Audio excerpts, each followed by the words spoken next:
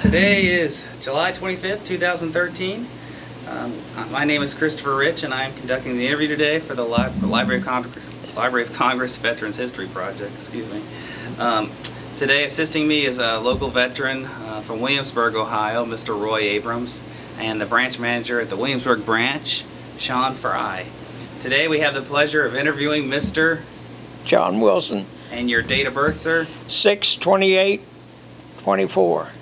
And the branch of service you were with? Branch of service? Oh, Navy. I can't hear too good. And the war you were involved with? I was in South Pacific. And World War II, correct? World War II, South Pacific. All right. Well, we do know that you enlisted, but let's go back before that. Talk a little bit about growing up. I know you said you were born in Cincinnati. So yeah. You grew up here your whole time, your whole life, or? Yeah, down in Cincinnati. Yeah. What area were you in? East End. And what was your parents doing? What were they doing when you grew up? Oh, my dad was a painter. My mother, she was a housewife. Yeah. So what led you to a military life? Did you feel like you always wanted to do it growing up, or? Pearl Harbor did. Pearl Harbor did it. Okay. Yeah. I seen that. I said, my mother had to sign for me too, to go in. Because you were underage? I was underage. I was 19. Back then, you had to be older, see. Yeah. Oh, you had to be older back then. I didn't. 20. Okay, gotcha. So you wanted to go in. What was it about the Navy? Well, that's the only place that I went down. See, I went to Navy first, and they accepted me. Yeah. So you were fine with that? Yeah. But my brother, he was in the Army. And he retired from the Army. He was a little older? No, he was younger than me. Yeah. Mm-hmm. All right, well, tell us about going to boot camp. What was that experience like? Well, going to boot camp, we marched around with broom handles as a gun. They didn't have guns up there. They had them all out. And we marched out there with broom handles for a gun.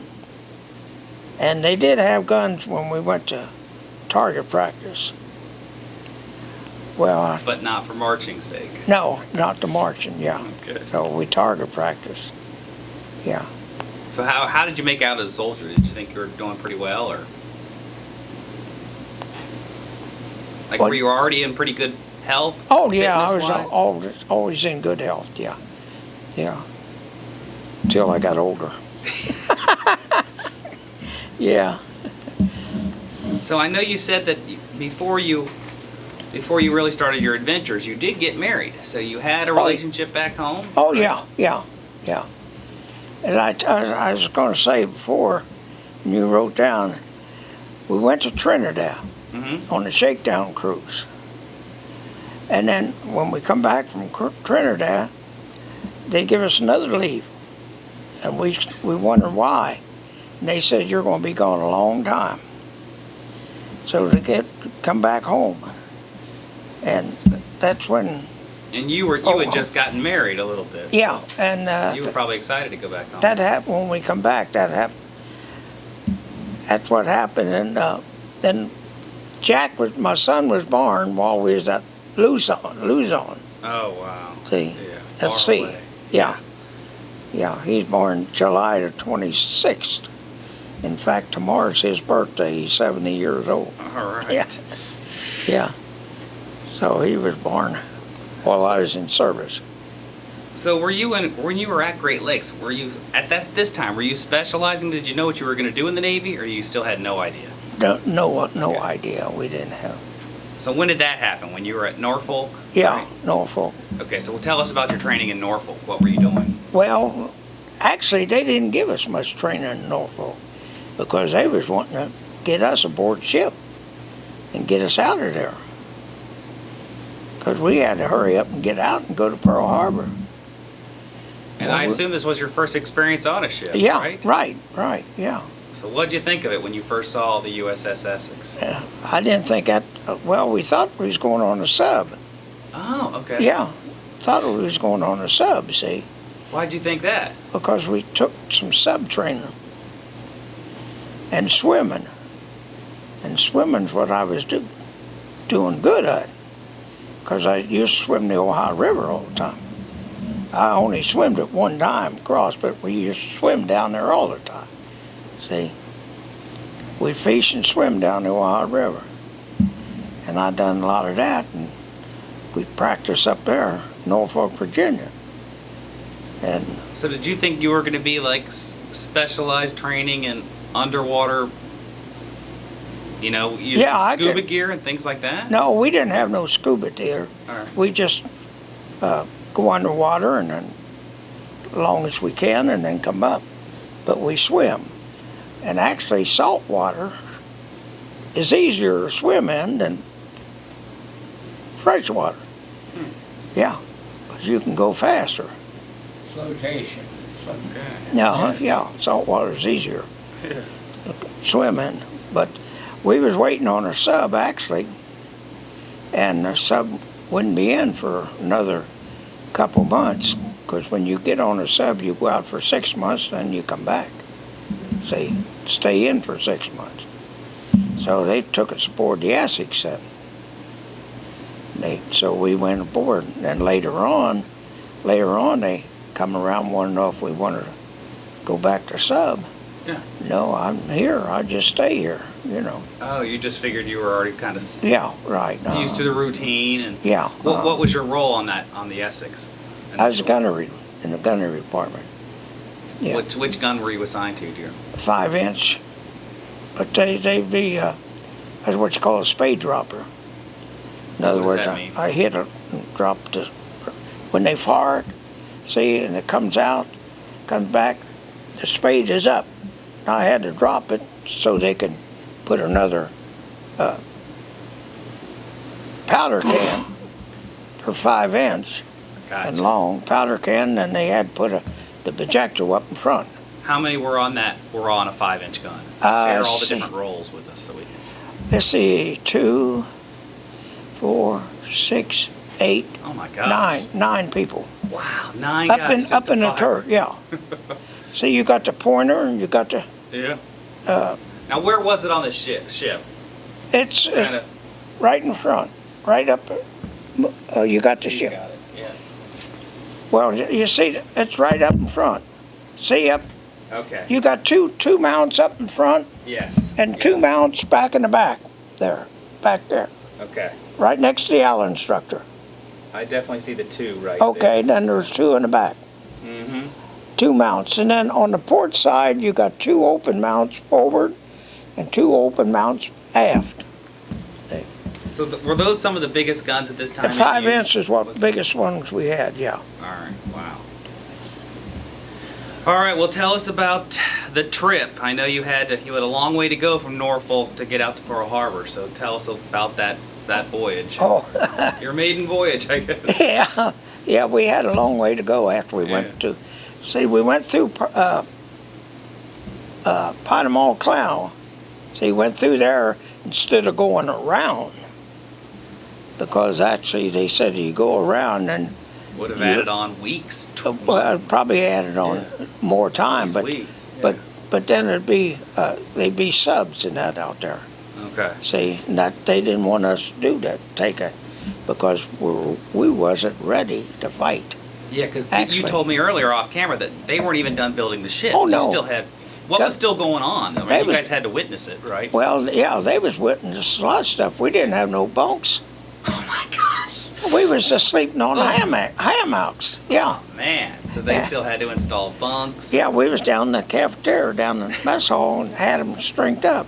And Wow. what used to get me, you can tell how big a guy is when he falls out of that helmet, hit that steel deck, and I got laughing all the time. You were a little guy, right? Yeah, I was a little guy. And I didn't turn over. See, if you turn over in that hammock, out you go. Wow. And I used to laugh. I heard some guy say, "I like to get a hold of you, I'd stop your laughing."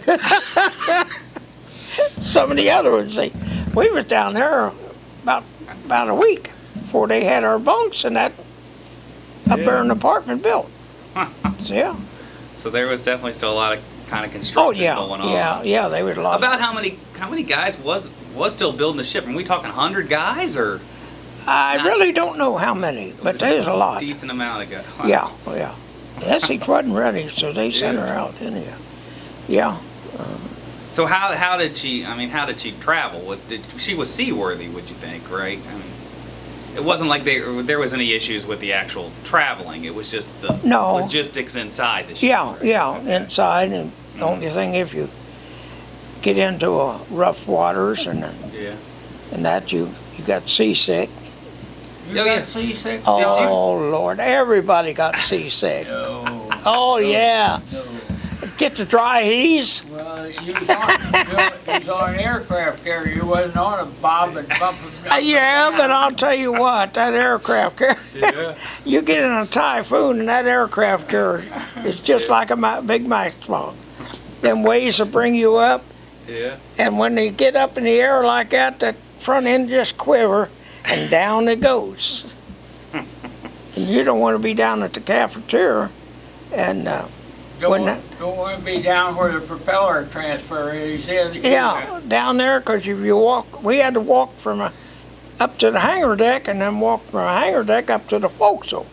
That's our department up there. Yeah. And if the ship would go up, and you be walking real slow. When that ship goes down, then you go running, then you hit into the tail of one of them planes. See? Oh. Oh yeah, oh yeah. Yeah. That was. And we had a lot of cracks in our ship, you know. From the, Just I from know. the weather. Wow. yeah. All right. Well, tell us about your first arrival at Pearl Harbor. What did you think of that site? Oh, that was mess. When we come into Pearl Harbor, the Arizona there sunk, and they was still working on that Arizona. Yeah. See, we tied up right in front of her every time. We tie up there, see, and they still had divers going down checking things out. And that was pretty much a year after, right? Yeah. Almost, yeah. Was it? They still had. So when you were in Pearl Harbor, it was around December 42, right?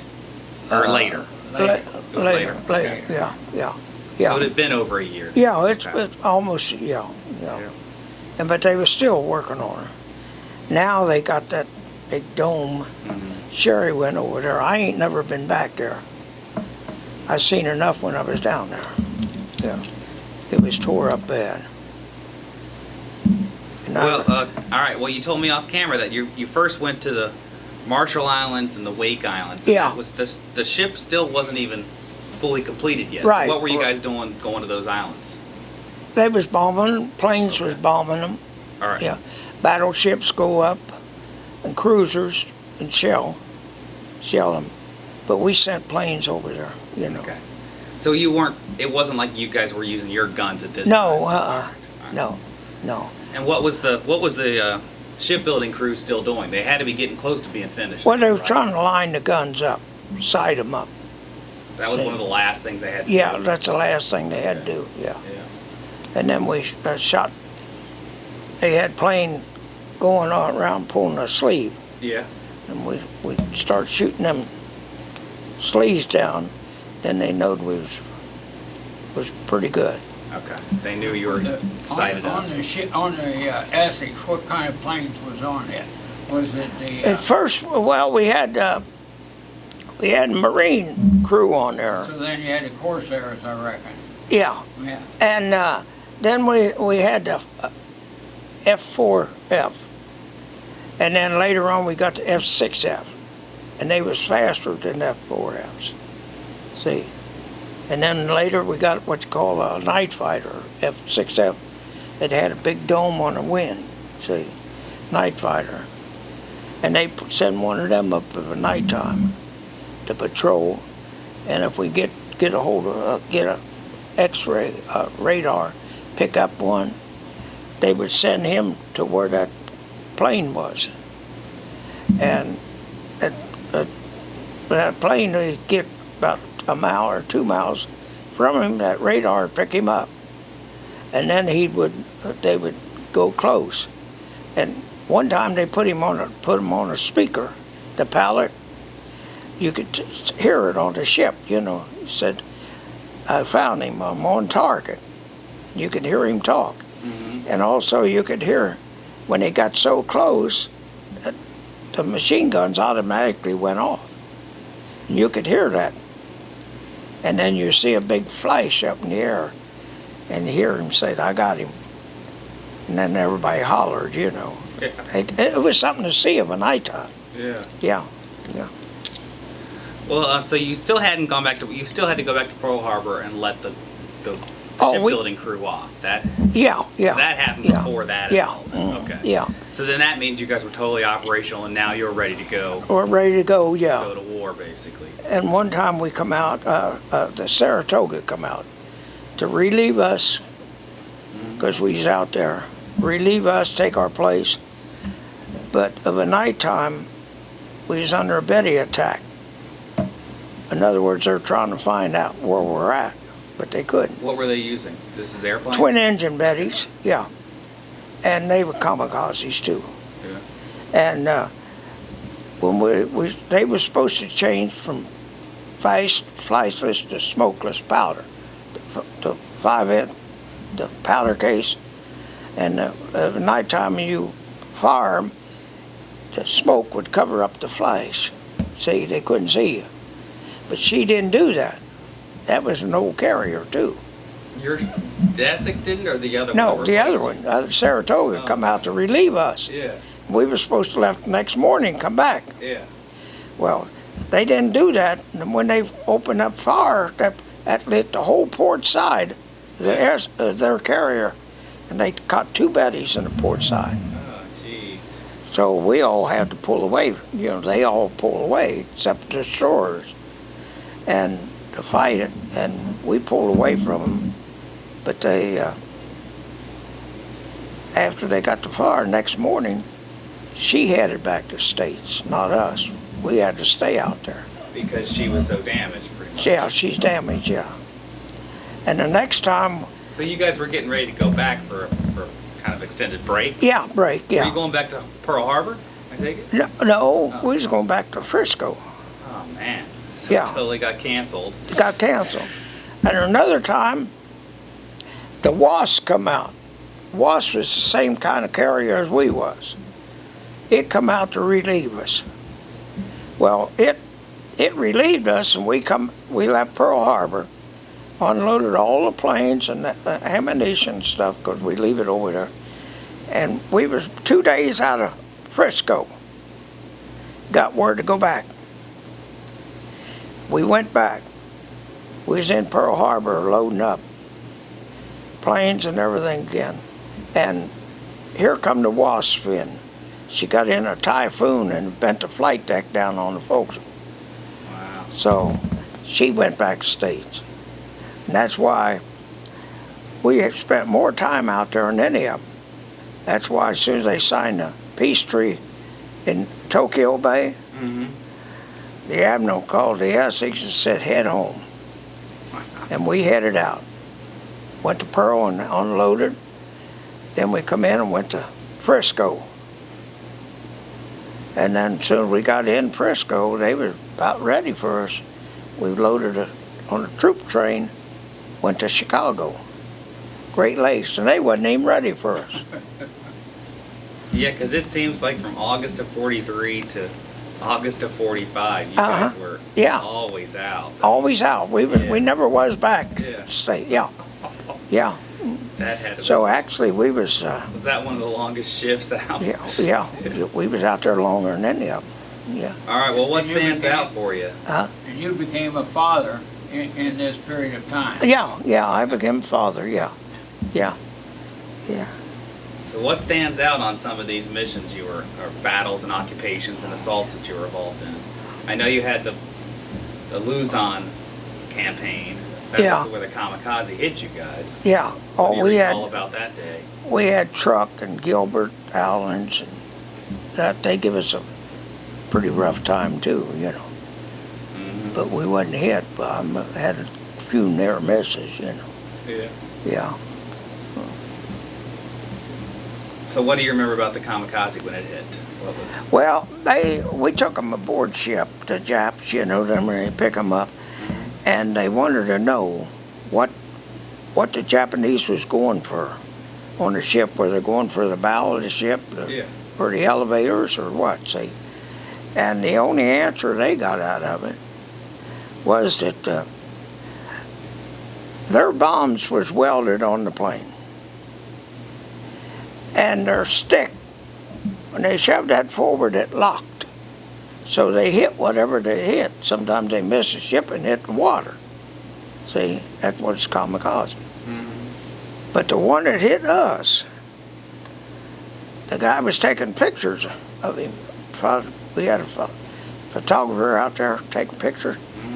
And he says, well, the Japanese got half of him was out.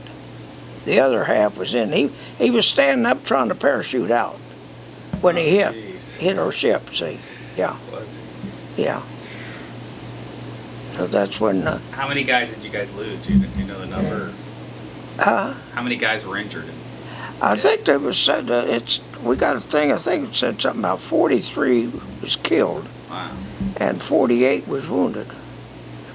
Do you remember the impact? Were you in your gun at that time? Oh yeah, we felt the impact, yeah. Yeah. Was it on your side or was it on the... No, port side.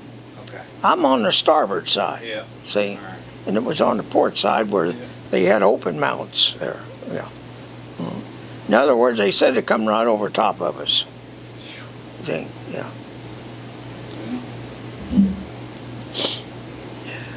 What was the full capacity of personnel on the Essex when you were on there?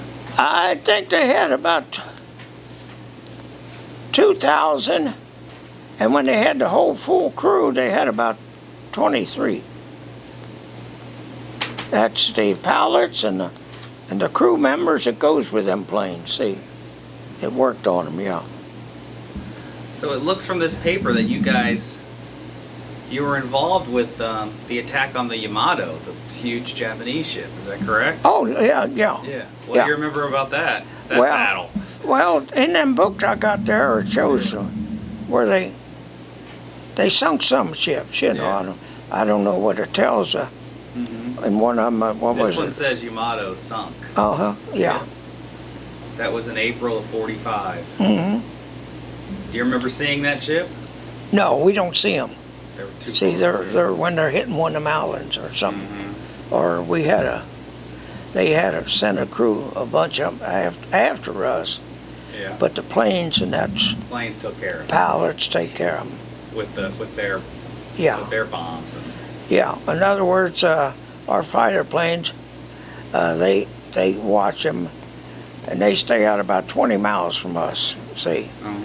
And if a Jap comes in closer, they're not supposed to come in. It's up to the ships and the gunnery department to get them. And a couple times some of them pilots go ahead and come in, and they got shot down. Yeah. Oh, because you guys would confuse them?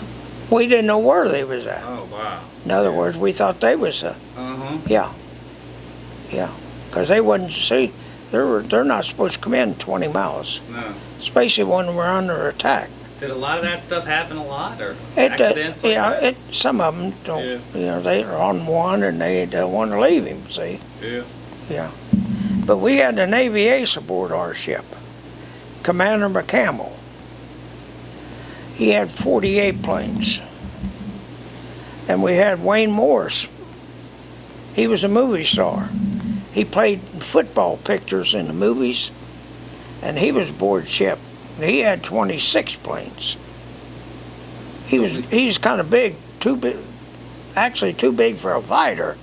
He needed to be in a torpedo plane, but Commander McCampbell and them was brother-in-law, see. That's why he was there. And Commander Wayne Morris and that, when their planes and that working on, they can't go up, and we're under attack. Sometimes Wayne Morris be in our turret.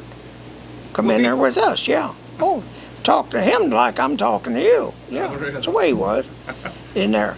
And he come in, one time he come in. They come in, Wayne. And I said, Wayne, how'd you do? He looked like his man. He said, I done fair, but I could have done better. And about that time, Commander McCampbell landed. His commander. He stuck his finger up and called him an SB. He said, the next time I'm going to let you have it. Wow. And Commander McCampbell kind of just grinned at him and say, we asked Wayne Morris what happened. He said, I had Jap just in my sight, just ready to push the button. He come down and shot him out in front of me. That's the way they talk. Yeah. Yeah. Yeah. He told him next time be you. Oh, we had a lot of them. They had flags on their planes, you know. A lot of them. Well, this books I got, I think they got about 4 is the most.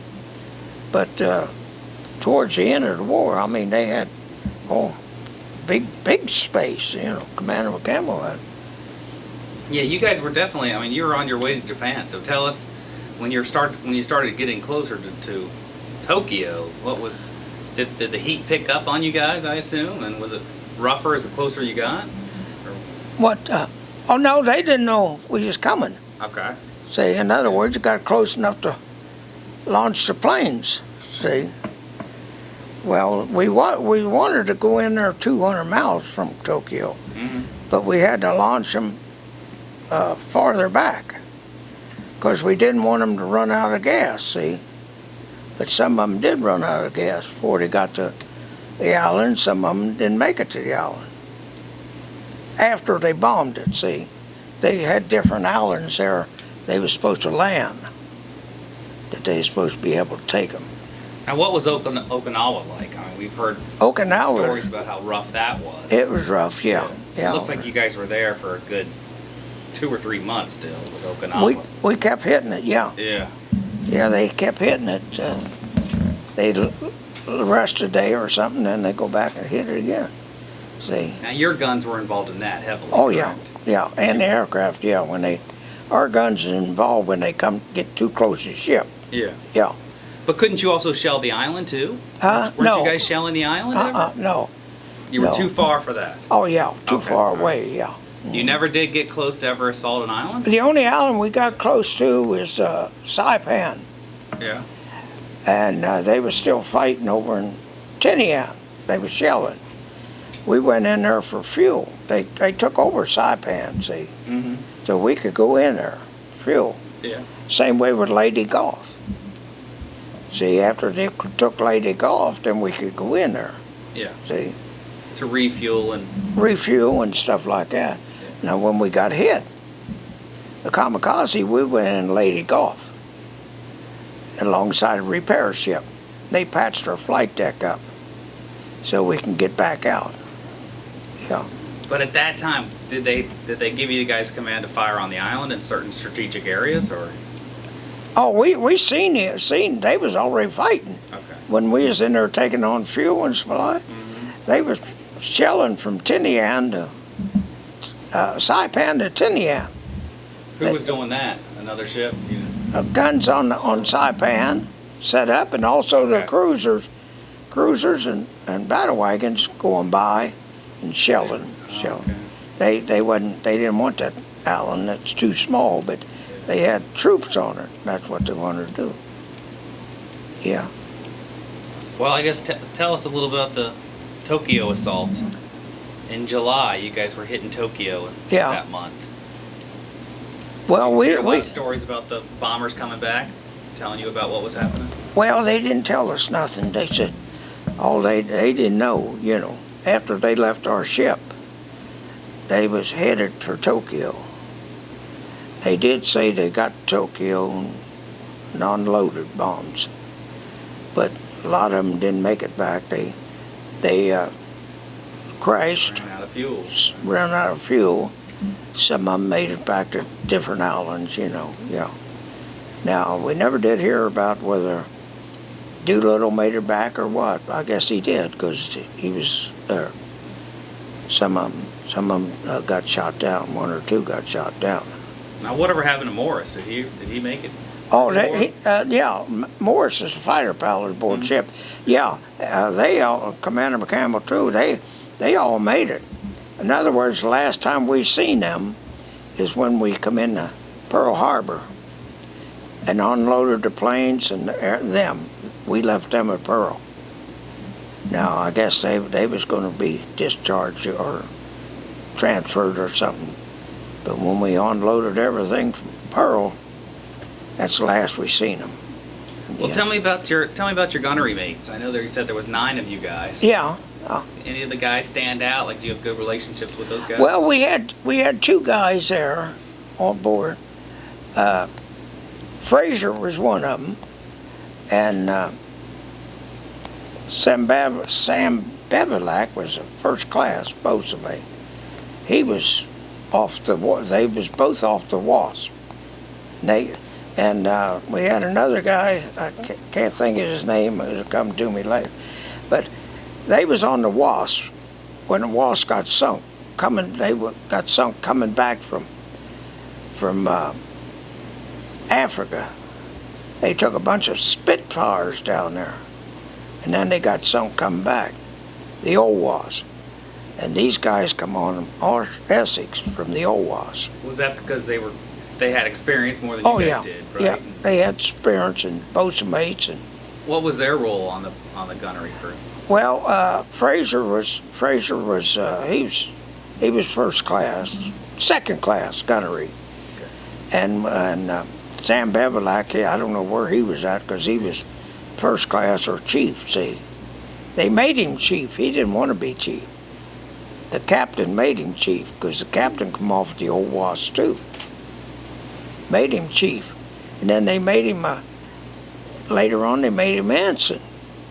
He didn't take no test, didn't want it. He told him he didn't want it, and the captain told him, "You got it, and you're going to keep it," because they come off of the Wasp, the old Wasp. See, and what tickled me, the captain got relieved. Duncan, he got relieved from our ship, and they going to transfer him from the carrier to a destroyer. See, and you had to get in that boosting chair and they slide you across there. And Sam Bevelak started laughing. He looked at Sam, he said, "Don't laugh, I know what you got in mind." He said, "You dropped me?" He said, "You had it." And he kind of put him down close to the water. And I remember he was going in that wheelchair, and he got close and he shook his fist at him, and they got him aboard. See, when they left, they both saluted one another, and they both threw a kiss at one another. They were good buddies, because they was off the Wasp. Yeah. Everybody's laughing because they know. We figured Sam was going to drop him, in the water, but he didn't. Now, who was your captain? Who became your captain after that? Let's see, Duncan was one, and then was a Sherman. It's in that book there. It's got them all. So, what'd you think of those guys? Were they pretty? They was pretty all good right. officers? They didn't give us no trouble. One thing aboard ship there, they didn't give us no trouble. Yeah, because we was busy anyhow. Yeah. Tell us about the crossing the equator. I know that was always a big deal for sailors. Oh well. That happened to you, right? Yeah, officers and all got beat. Oh yeah, they got whipped. And last time we went over, we had a lot of pilots. The pilots, I don't care what their rate was, if they ain't been across the equator, they had to go.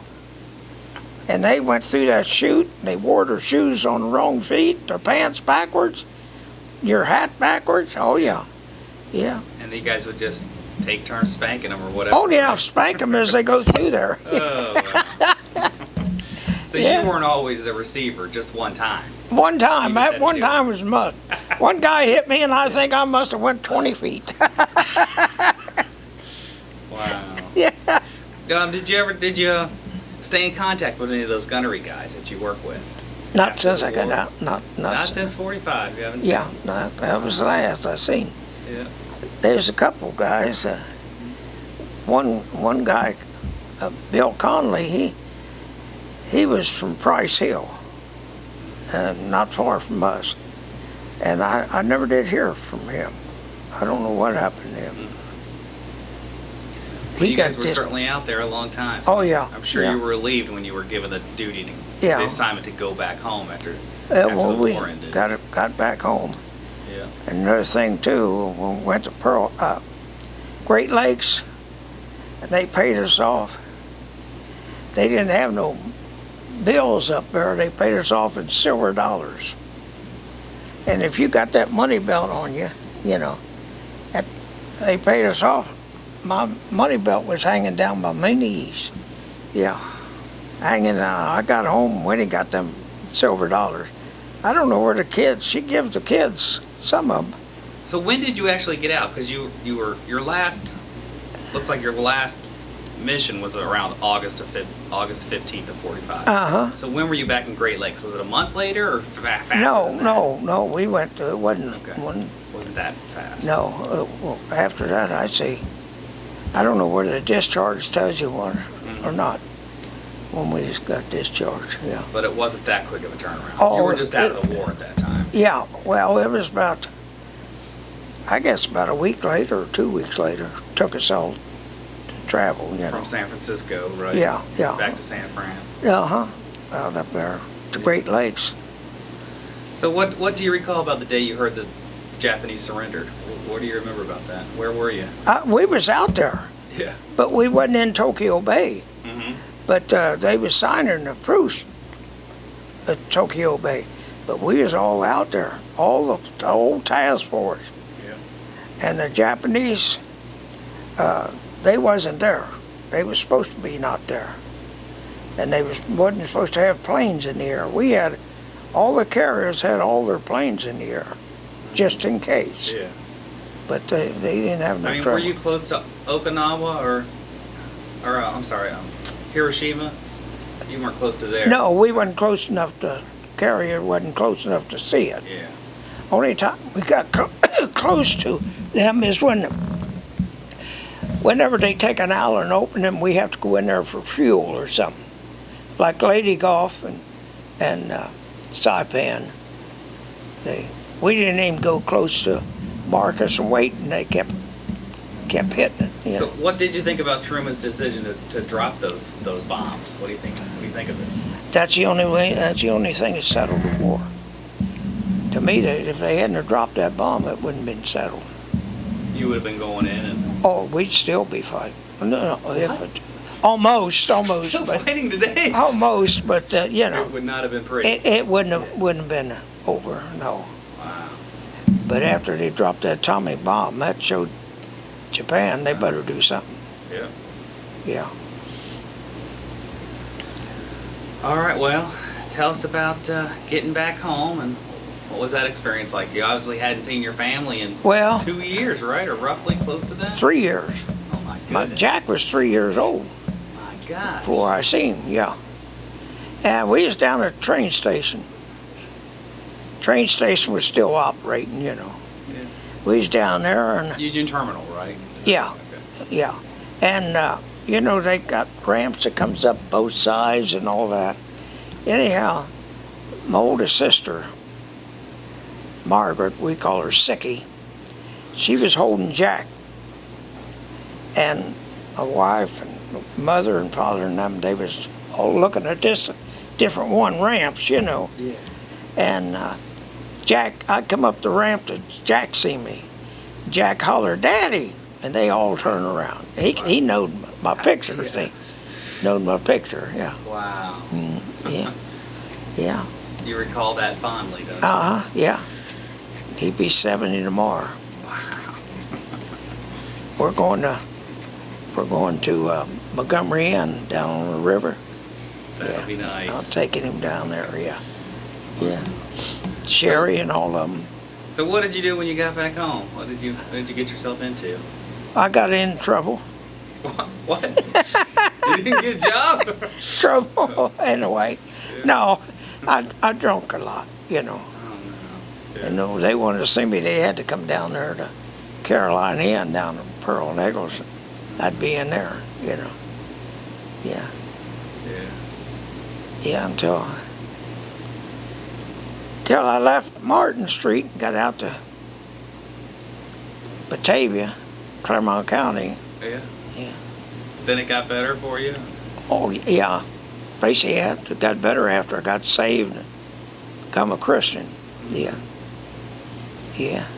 What did you do for employment when you came out of the service? I draw that $20 a month for 52 months. And I drawed it for 50 months. No, I meant, you obviously didn't stay connected. Well, I went over, went back to work where I used to work. Which was? I used to work, last place I worked was Stewart Ironworks over at Cumming, Kentucky, making prison bars, see? And aboard ship, I went down there and looked, and it says Stewart Ironworks. I might have made that. I don't know. But, yeah, they, and I quit there. I could have got them in trouble, but I quit there because they were supposed to give me more or the same money that I was when I left. And they started me out young, less, yeah. I could have turned them in. But I left there, and then I worked at Stewart Ironworks. When I took the training, I took what they call NYA, National Youth Administration, where they pay you to go to school. And I went to welding school. I think they give us about, $15, $16 a month, I think it was. But you didn't go the whole, so many days, and then back then they didn't have coating on welding rods. It had bare rods. They was all hot. Yeah. Well, then, after you had that employment back at the Ironworks, what did you do? I left there and hang around a while, and I went to work at General Motors up in Fairfield, Hamilton. Okay. I started there 4th day, January '49. And you were there for? Yeah. I was there 35 years. Oh, wow. Okay. I was going out in 30, but they talked me into staying because it wasn't our fault. They didn't have journeyman welders to take our place. They just said. But the last 5 years I worked there was the easiest 5 years I ever had. Yeah. Well, In other words, they only put me on important jobs that they didn't want the other guys on. We didn't have many of them. That's where you met Boothby's brother then. Oh, me and Boothby's brother have been on third shift for years. Yeah, we stayed there on third, Boothby. Well, Roy always has a question that he likes to Yeah. ask. Yeah, Boothby, yeah. Nice. Okay, you ready? Roger? No, me. Are you ready for my question? Well, I hope.